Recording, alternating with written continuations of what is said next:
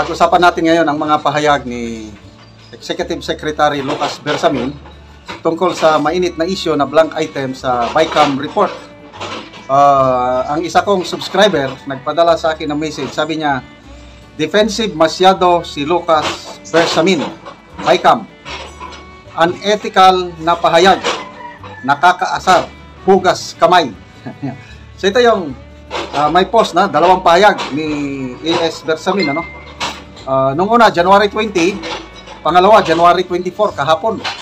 Okay, yung January 20, ito yung reaction nila sa pasabog ni Congressman Ungab, Attorney Vic Rodriguez at PRRD na may blank items sa bicameral report, ano?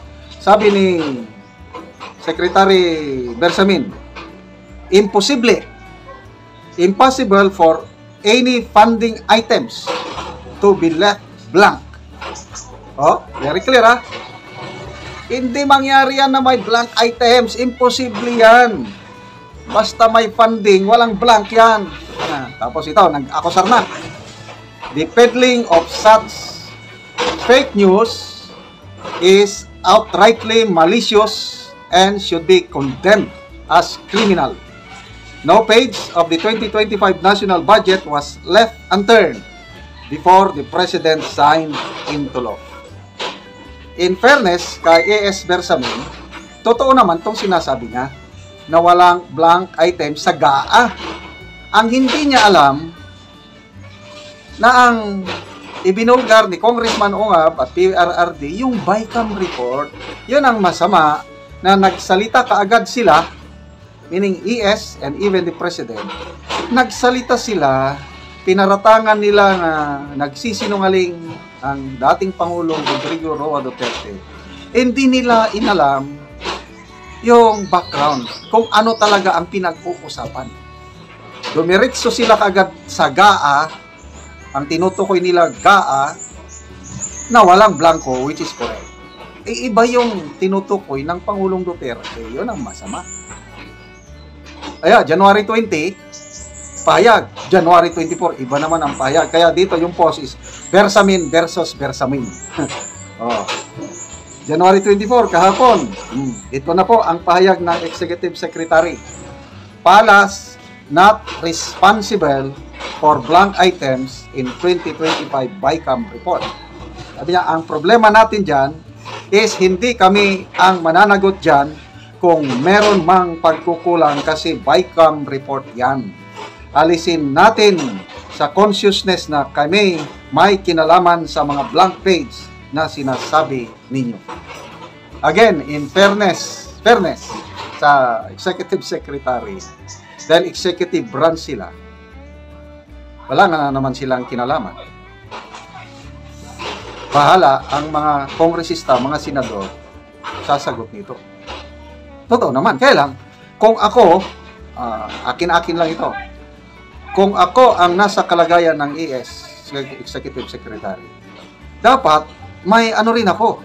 Meron din akong sense of concern na, nako, kung totoo yan, dapat panagutin sila. Yung merong righteous indignation. Yung bang, kasi panluloko na yun.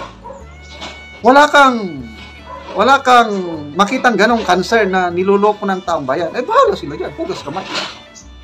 Yun ang nakakapagtaka. Ngayon, inaamin na nila nga kung totoo na may blank items, bahala sila. Wala kami, no? So, wala lang. Naku po, buong bayan ang nakataya dito.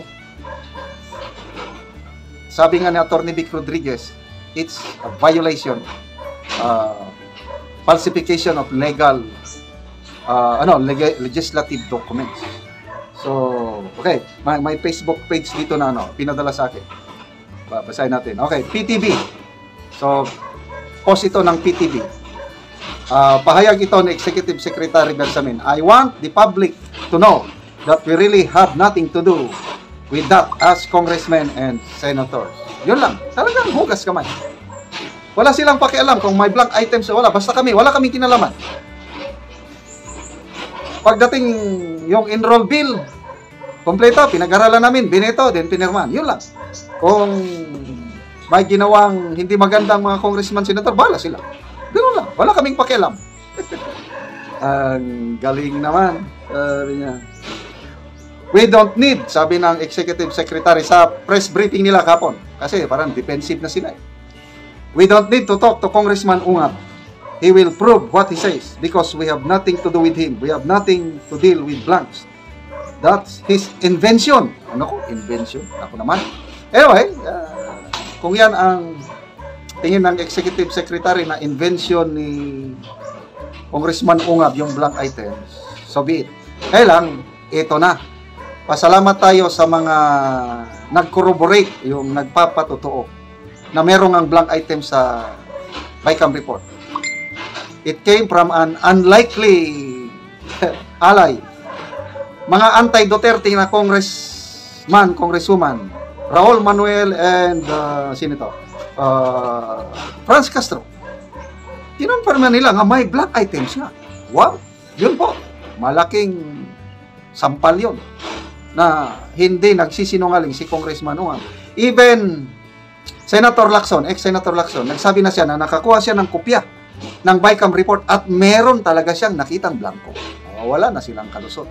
Kaya nga, sabi na, wala kaming pananagutan dyan. Bahala mga congressman at senador. Ganun na po ang kalakaran ngayon. Okay mga kaibigan, gusto ko kayong pasalamatan sa inyong panunood sa ating mga videos. May income po tayo dahil sa inyong panunood. Ang ating income sa channel na ito itinutulong natin sa mga kawawang talaandig na tribo sa Bukidnon. Tinutulungan natin sila sa pagpapatayo ng bagong bahay o pagre-repair sa kanilang mga sira-sirang bahay. Panoorin nyo ang video na ito.